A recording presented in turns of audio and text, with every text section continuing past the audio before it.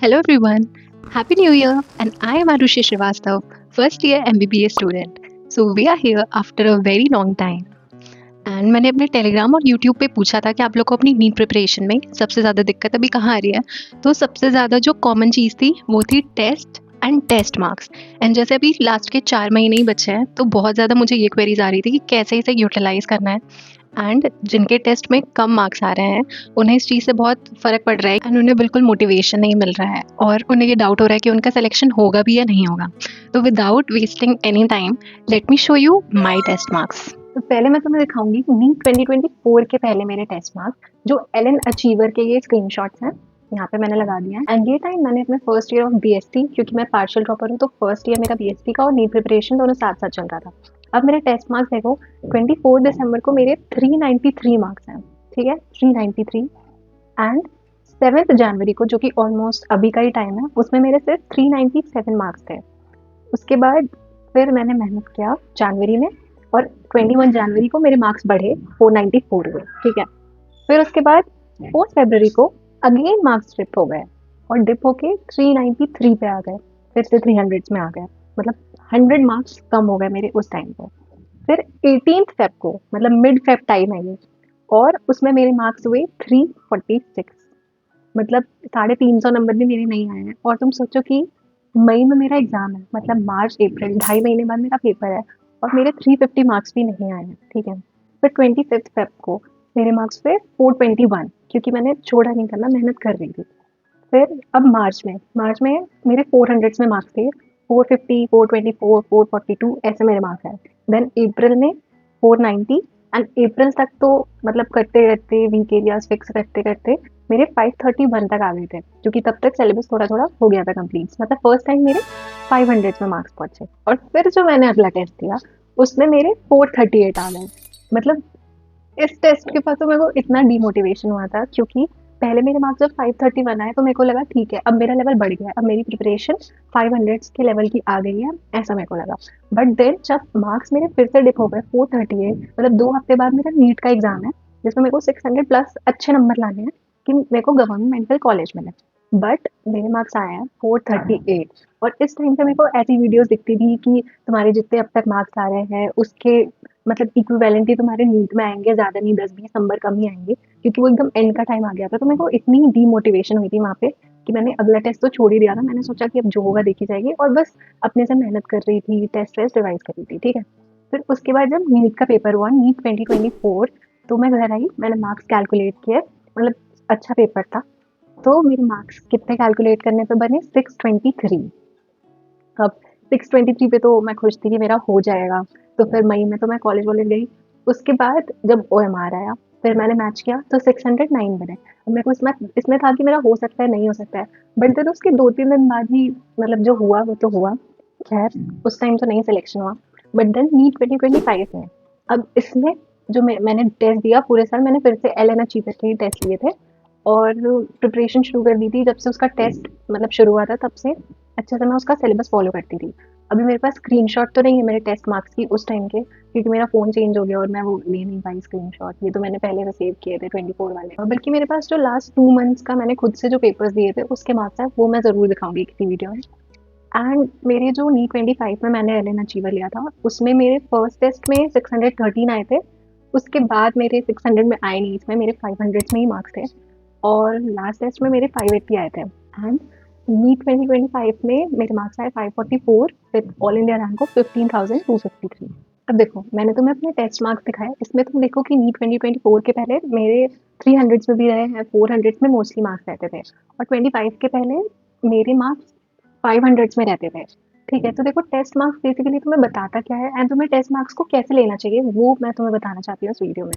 देखो, अगर तुम्हारे मार्क्स अब तक कम आ रहे हैं तो तुम्हें बहुत ज़्यादा स्ट्रेस नहीं लेना है इस बात का, कि ये सोच के कि तुम्हारे टेस्ट मार्क्स कम आ रहे हैं प्लीज़ टेस्ट को मत स्किप करना। बहुत सारे लोग हैं जो टेस्ट स्किप करना शुरू भी कर दिए होंगे, तो मत करना प्लीज़, क्योंकि अभी से ही टेस्ट बहुत ज़्यादा इंपॉर्टेंट रोल प्ले करता है तुम्हारी प्रिपरेशन में। देखो, टेस्ट मार्क्स तुम्हें इंडिकेट क्या करता है कि बेसिकली जो तुम्हारा टेस्ट का पेपर आया उसमें कितना मतलब तुम्हारी नॉलेज है, कितना तुमने अच्छे से किया है, प्रैक्टिस है कितनी तुम्हारी, एंड जो स्पेसिफिक सेट ऑफ क्वेश्चंस आए वो तुम्हारे कैसे प्रिपेयर्ड थे। ठीक है, तुम्हें उससे ये नहीं सोचना है कि तुम्हारा सिलेक्शन होगा या नहीं होगा। अब देखो, तुम्हें देखना कैसे है टेस्ट मार्क्स को, और मैं अपने टेस्ट मार्क्स से क्या सोचती थी मैं तुम्हें वो बताती हूँ, क्योंकि मेरे टेस्ट मार्क्स बहुत कम कम भी आते थे, स्पेशली 2024 में 18 फेब को जब मेरे मार्क्स आए 346।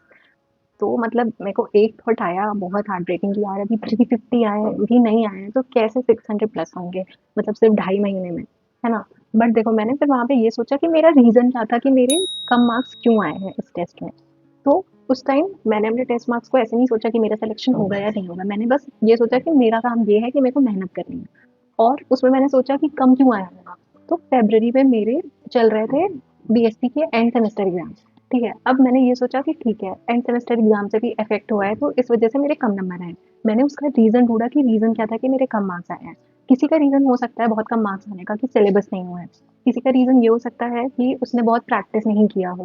किसी का रीज़न हो सकता है कि तबीयत ख़राब हो उस टाइम पे। मतलब तुम अपना बेसिकली रीज़न आइडेंटिफ़ाई करो कि किस रीज़न से तुम्हारे बहुत कम मार्क्स आए, ठीक है?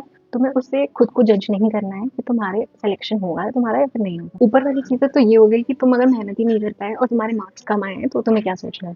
बट व्हाट इफ कि तुमने अच्छे से पढ़ा है और तुम्हारे मार्क्स बढ़ने की जगह और कम हो गए, तो फिर यार देखो उस टाइम पे बहुत बेकार लगता है कि यार मैं तो मेहनत भी कर रहा हूँ फिर भी मेरे नंबर क्यों नहीं बढ़ रहे हैं। मतलब उस टाइम पे बहुत बेकार लगता है, like I have been there, I no.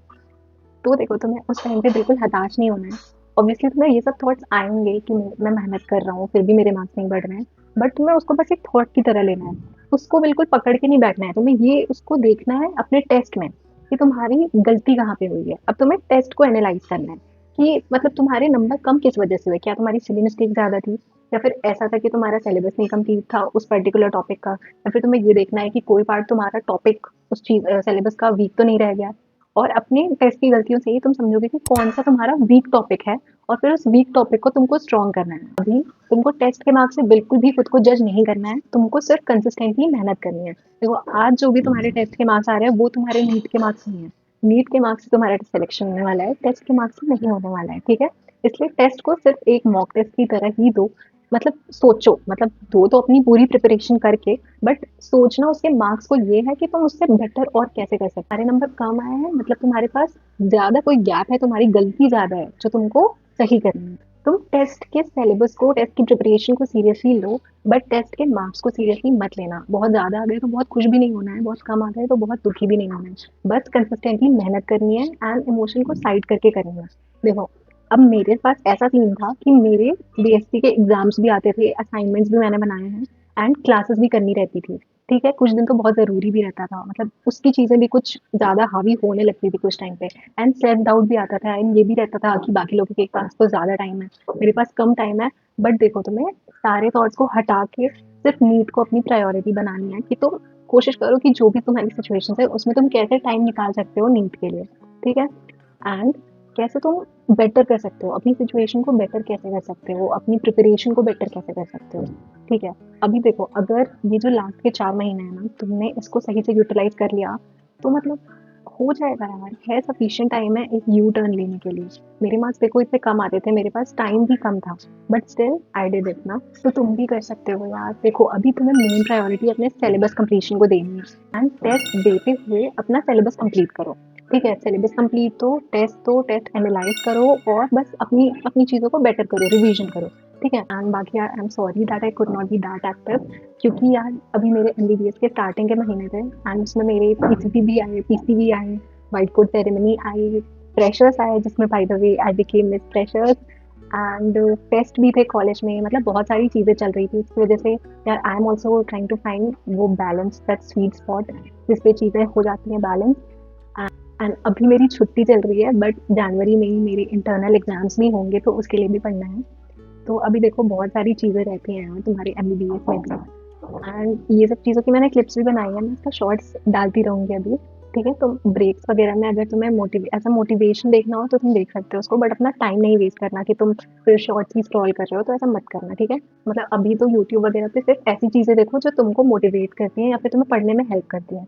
बाकी तो यार थोड़ा बहुत अपने आप को रिचार्ज भी कर लिया करो एंड अच्छे से पढ़ाई करो। ठंड में अपना ध्यान रखना तबीयत वगैरह को, क्योंकि तबीयत खराब होती है तो बहुत दिन का लॉस हो जाता है, इसलिए अच्छे से पढ़ना।